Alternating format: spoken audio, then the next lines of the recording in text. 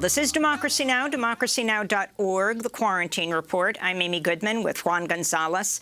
Less than a month before Election Day, and with early voting already underway, more than 10 million people have voted.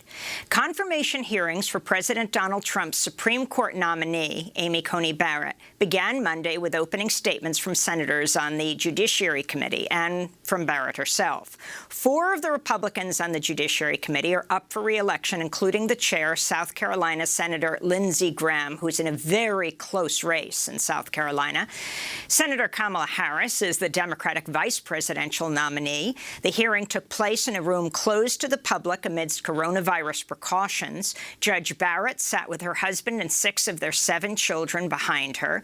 Senator Harris testified from her office on Capitol Hill because of the pandemic. She wasn't directly in the room. She warned Barrett's nomination jeopardizes everything the late Justice Ruth Bader Ginsburg fought for, and spoke in front of a children's picture book titled I Dissent. Ruth Bader Ginsburg makes her mark.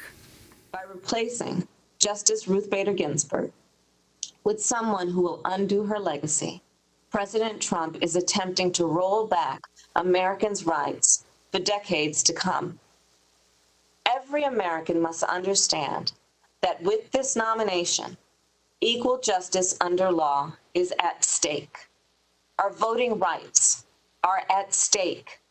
Workers' rights are at stake. Consumer rights are at stake. The right to a safe and legal abortion is at stake. And holding corporations accountable is at stake. And again, there's so much more. So, Mr. Chairman, I do believe this hearing is a clear attempt to jam through a Supreme Court nominee who will take health care away from millions of people during a deadly pandemic that has already killed more than 214,000 Americans. That was Vice Presidential nominee Kamala Harris speaking from her Senate office rather than going down to the Senate chamber where the Judiciary Committee hearing was taking place due to COVID precautions. For example, the man presiding over the Senate Judiciary Committee, Senator Lindsey Graham, refused to take a COVID test and address this issue during the hearing, saying, I took one 2 Fridays ago. No one's going to tell me what to do, particularly my opponent. He was talking about Jamie Harrison, who demanded he take a COVID test before Friday night's debate. And when Senator Lindsey Graham refused, the debate was canceled. Well, after Senator Harris and other members of the Judiciary Committee concluded their opening statements, Judge Barrett was sworn in. She began her testimony by comparing a judicial philosophy to that of her mentor, the late Justice Antonin Scalia. More than the style of his writing, though, it was the content of Justice Scalia's reasoning that shaped me. His judicial philosophy was straightforward. A judge must apply the law as it is written, not as she wishes it were. Sometimes that approach meant reaching results that he did not like. But as he put it in one of his best-known opinions, that is what it means to say that we have a government of laws and not of men. That's Judge Amy Coney Barrett testifying on Monday. Today, she faces questions from senators who have up to 30 minutes each to grill her. If confirmed, Barrett would give conservatives a 6-3 majority on the court. That final full Senate confirmation vote is expected to take place on October 29th, barring any surprises, a few days before Election Day. Well, for more, we're joined by someone who's an expert on the judicial appointments. Lisa Graves served as chief counsel for nominations for the chair and then ranking member of the Senate Judiciary Committee. She's now executive director of the policy research group True North Research, where she tracks the impact of dark money, including on judicial selections. Lisa, welcome back to Democracy Now! I just want to share this point with you. Republicans have lost the popular vote in 5 of the last 7 presidential elections. But they are on track to seat 5 of the last 7 Supreme Court justices. Can you talk about the significance of what's taking place? Sure. Thanks, Amy. I think that, there's no doubt that what we're facing is increasingly rule by a minority in this country. Basically, we live in a democracy that's being plagued by minority rule, in essence, a very counter-democratic approach to governance. And here we are with the Supreme Court, which is by its nature a not democratic institution. It's not one where people have an equal say in terms of the appointments. The appointments are handled entirely by the Senate. The United States Senate is increasingly dominated by a majority that represents a minority of people in America. And so you have these two facets of counter-democracy or of contrary to our majority rule that most people believe in and think that America really should stand for and should expand. But I would add to your statistics, Amy, to say that, in fact, in my lifetime, since 1970, pardon me, since Richard Nixon, there have been 15 nominations that have been confirmed to the United States Supreme Court for Republican presidents and 4 for Democrats. So when people say that the court needs to be packed, it really needs to be unpacked. What's happened in my lifetime is it's been Republican nomination after Republican nomination, in part due to fate and in part due to this power grab that these Republicans are right now engaged in. If they had not stolen the seat that became open in the beginning of 2016, and if they were not in the process of stealing this seat right now, the court wouldn't be 6-3 with a majority of Republican appointees. It could very well be the other way around. And Lisa Grace, I wanted to ask you, though, about a little of the history of where we came to now. Back in 2013, Senate Majority Leader Harry Reid, who was frustrated by Republicans blocking President Obama's judicial nominees, decided on the nuclear option, eliminated the 60-vote rule on presidential appointees and even lower court federal judges. And then in 2017, Majority Leader McConnell countered by eliminating the 60-vote rule for Supreme Court. So that was just before the Gorsuch nomination. So to what degree is this back and forth between the Democratic majorities and the Republican majorities leading us to this point of even the extreme polarization on the court? Well, as I said, we would have a 5-4 court, but for these last 4 years of the way the Republicans have operated the United States Senate. In terms of Democratic appointees. But the reality is that this has been a long time process. In essence, the Republicans have been engaged in blocking nominees of Democratic presidents for the last basically 30 years, whenever they could. They in the 1996 election year for President Clinton, they only allowed, I think, 16 or 17 judges to be confirmed that entire year. No one for the Supreme Court, obviously. There was no vacancy. Democrats have not engaged in that kind of a blockade, a widespread blockade. When I was the chief counsel for the Senate Judiciary Committee, we blocked, more than a dozen Republican appointees on the floor of the United States Senate. Meanwhile, 200 of Bush's nominees were confirmed. And so, when Senator Reid changed the rules or had the rules changed for lower court nominees, that was out of intense frustration. But the reality is that the Republicans were never going to honor that filibuster rule when it came to the United States Supreme Court, as Mitch McConnell did not. And that has resulted in this situation in which there's no compromise. And in fact, the rules of the game have basically been rigged, and they're being rigged this week.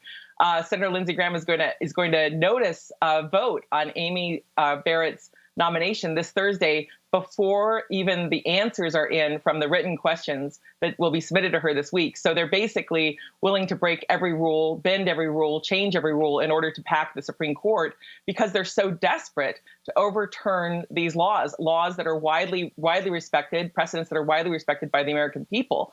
And there's no doubt that Amy Coney Barrett has been chosen precisely with the view that that's exactly what she'll do. She wasn't chosen with the view that she'll be fair. She was chosen because they believe very strongly that she will be unfair, that she will reverse these precedents. And so it's unfortunate the United States Senate has lost its way in terms of these rules that have been part of its history for a long time. But the reality is that the Republicans have broken those rules time and time again in committee, as well as on the floor of the Senate, in order to force through increasingly extreme judicial nominees, as well as to block fair, reasonable, moderate nominees that Democratic presidents have put forward.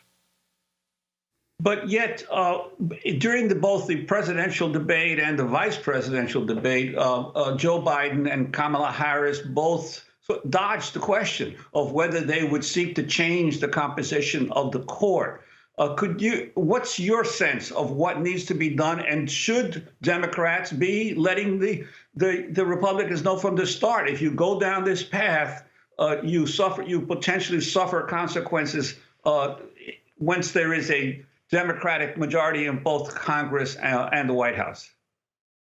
Well, I think that the question that's been put to them is one that often is without the context of how the court has already been packed.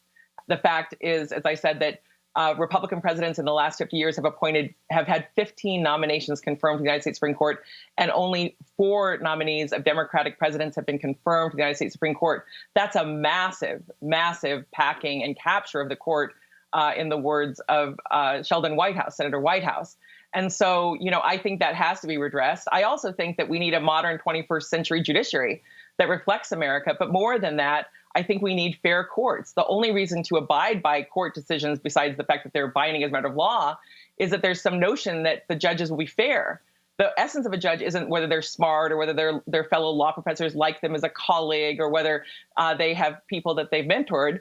Everyone has that in their professional lives. If they're a lawyer, they have people who will speak highly of them. The essence of being a judge is to be fair. And you need to have a record of fairness, a record of setting aside your personal views and deciding cases justly. When Amy Coney Barrett says that she is embracing Justice Scalia's acclaimed adherence to the rule of law, what we see in Justice Scalia's opinions, time and time again, was opinions written as if they were op-ed columns for the Wall Street Journal. We see a man who was willing to claim that he adhered to his ideals when they were consistent with his beliefs.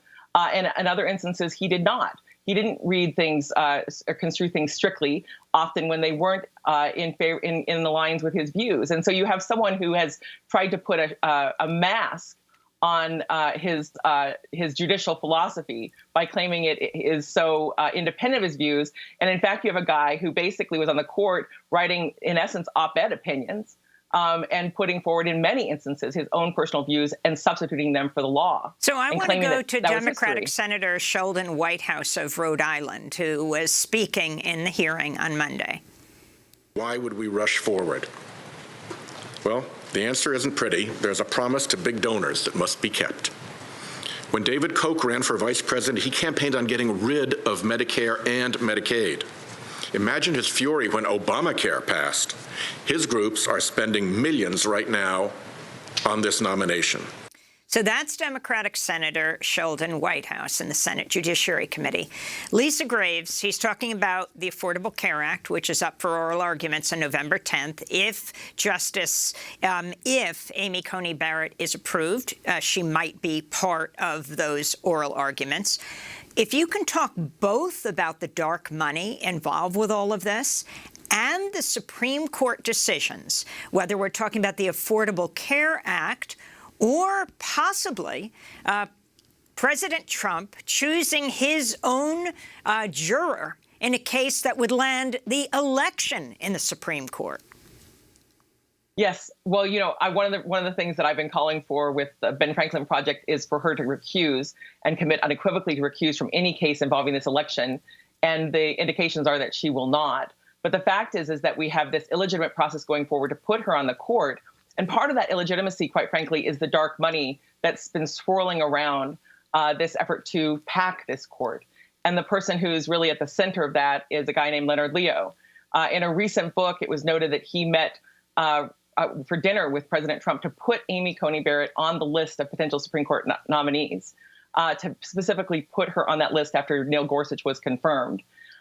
She's put on that list because they believe that she will advance their agenda. Leonard Leo gave a speech last year that the Washington Post reported on, in which he said, due to these appointments, that America stands at the precipice of what he called a revival of what he described as the, quote, structural constitution, and that no one in the room of donors that he was speaking to had seen the kind of revolution that was about to take place in the law that basically would roll back 100 years of precedent.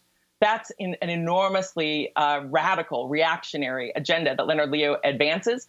That's an agenda to basically of the take Federalist away Society. he was the vice president of the Federal Society. He gave that speech to a group called the Council on National Policy. And he has basically said, and he's been the judge whisperer, in essence, for Donald Trump, a, quote, volunteer for the president who took a pay cut from the Federal Society in 2018 during the Kavanaugh nomination of about $100,000. And yet, because of his involvement with these other groups, he was able to pay off the mortgage for his house. And on the eve of the confirmation vote for Brett Kavanaugh, which is 2 years ago last week, he purchased a mansion in Maine, a 12-bedroom mansion that's across from the yacht club. That was as cloture was being voted on Brett Kavanaugh. So he's gotten very rich from his work to try to pack this court with people that he's put on the list that President Trump chooses from. And he has recently launched a new effort earlier this year, rebranded effort, a for-profit operation that also advises donors on how to basically influence who gets on our Supreme Court and our state Supreme Courts, including the Wisconsin Supreme Court, and to help pack these courts with people who are very favorable to the corporate agenda and very favorable to a far right-wing social agenda, which will potentially repeal a lot of laws, the ACA, repeal Roe versus Wade, and possibly even Griswold versus Connecticut. But more than that, could possibly stop our federal government from being able to mitigate climate change by putting up hurdles, judicial hurdles, to our ability to enact legislation to regulate carbon. So everything is on the line here. And Leonard Leo represents an agenda that is an extreme agenda, both from a social standpoint and also from a corporate standpoint. As Senator Whitehouse said, this is an unreal situation where we have groups raising money from a small number, potentially, of billionaires who are then spending money to put people on the court to overturn precedent. Meanwhile, on the progressive side, you have people who are merely trying to protect the precedents that exist. They're not trying to put on judges to change the law, to reverse precedents. They're trying to protect the precedents that many Americans have relied upon for decades. So it's a true crisis in our democracy to have this going on. Lisa Grace, we've heard a lot about Amy Coney Barrett in terms of abortion, and what about the issue of worker rights? What has been her record on the issue of corporations versus workers? Well, one of the things that Leonard Leo and the president and his advisors, Don McGahn, did was get her on the bench in late 2017, so that she could begin having just a slender judicial record, so that they could claim she had sufficient experience to be on the Supreme Court, which has been a pattern of these appointments to the Supreme Court. But the fact is that in her very brief time acting as a judge, she has often decided in favor of corporations against the rights of individuals, including in employment discrimination cases, including one where there was actually a racially segregated workforce. She's also ruled against plaintiffs in cases involving other worker rights, and she's in essence shown this sort of hostility toward the statutory rights of individuals who are coming to the federal courts to try to get some justice from corporations that have either denied them their rights or made them lose their jobs, basically through decisions that they challenge. And so you have someone in Amy Barrett, who's also been hostile to the rights of the American worker. And I have no doubt that she's been chosen in part to fulfill President Trump's pledge to overturn the Affordable Care Act, which, although it's not a workers' rights case, it's a working people's rights case, because so many people cannot afford health insurance, and so many employers do not provide health insurance. And we have this gig economy where people are using contractors that don't get any benefits at all and can't get health insurance without the Affordable Care Act. Well, Lisa Graves, we want to thank you so much for being with us, Executive Director of the Policy Research Group True North Research and Ben Franklin Project. She was the Chief Counsel for Nominations for the Chairman, then Ranking Member of the Senate Judiciary Committee. She previously served as Deputy Assistant Attorney General in the U.S. Department of Justice, where she was the staff leader of the Working Group on Judicial Selection, worked under Attorney General John Ashcroft.